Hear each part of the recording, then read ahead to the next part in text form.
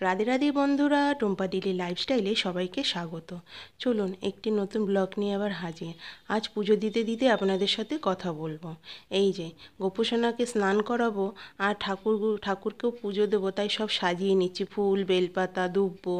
এই যে গোপুসোনাকে এবার বস্ত্র ছাড়িয়ে এবার ওকে স্নান করাবো। যা গরম পড়েছে, গোপুসোনা কিন্তু রোজ স্নান করে, ও কিন্তু একদিনও স্নান বাদ যায় না। এই যে দেখুন, ওকে একটু ঠান্ডা জল দিয়ে ভালো করে রোজ আমরা কিন্তু স্নান করিয়ে নিই।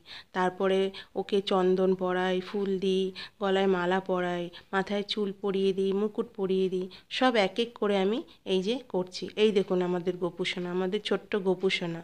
আর হ্যাঁ, গোপুসোনা কিন্তু আমার বিয়ের আগের থেকেই কিন্তু এই বাড়িতে, ও কিন্তু নতুন না। ও হচ্ছে মার সব থেকে প্রিয় ছেলে, মার কিন্তু ও সবার আগে, তারপরেই হচ্ছে বাড়ির। আর হ্যাঁ, আমার যে ব্লগগুলো আপনারা দেখছেন তার জন্য অসংখ্য ধন্যবাদ। সবার এই ব্যস্ত সময়ের সময় থেকেই আমার জন্য যে আপনারা একটু সময় বার করেন যে আমার ব্লগগুলো দেখছেন, তার জন্য অসংখ্য ধন্যবাদ। আর যারা যারা আমার চ্যানেলটাকে সাবস্ক্রাইব করেছেন, তারপরে শেয়ার করেছেন, লাইক করেছেন, তার জন্য আমার আর গোপুসোনার থেকে অসংখ্য ধন্যবাদ। আর যারা করেননি অবশ্যই করে দেবেন। আর হ্যাঁ, রাধে রাধে বলতে কিন্তু ভুলবেন না। এই দেখুন আমাদের গোপুসোনা কিন্তু রেডি হয়ে গেছে। চলুন এক এক করে সব ঠাকুর দেবতাকে স্নান করিয়ে পুজো দিয়ে বেলপাতা দুব্বো দিই।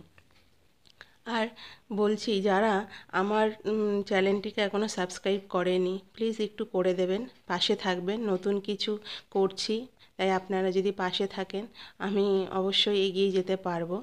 আর যারা যারা আমাকে আমার এই ব্লগগুলো দেখছেন, তারা কোথা থেকে দেখছেন অবশ্যই কমেন্ট বক্সে জানাবেন। আর ঠাকুর জানি সবাইকে ভালো রাখে। এত গরম যে মানুষ যে কী করবে বুঝেই পাচ্ছি না, দিন দিন গরম বেড়েই যাচ্ছে। আর ব্যস্ত সময়ের মধ্যে থেকে আমি যেটুখানি সময় পাই, আমি তার মধ্যেই এই ছোট ছোট ব্লগগুলো বানিয়ে আপনাদের সাথে শেয়ার করি। আর পরিবার তো সবার আগে না, তাদের বাদ দিয়ে, সন্তানকে বাদ দিয়ে তো আমি আর শুধু এই নিয়েই থাকতে পারি না। তাও যেটুখানি সময় পাই তার মধ্যে এই ছোট ছোট ব্লগগুলো আমি বানিয়ে নিই। আর এখন তো কাজের চাপ বেশি, যেহেতু মা এখন কিছু করতে পারে না, তাই আমাকে করতে হচ্ছে।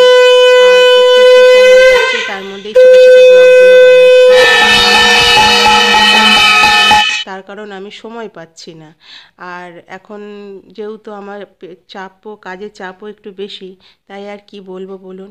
আমার পাশে কিন্তু অবশ্যই থাকবেন আর চ্যানেলটিকে সাবস্ক্রাইব করে নেবেন।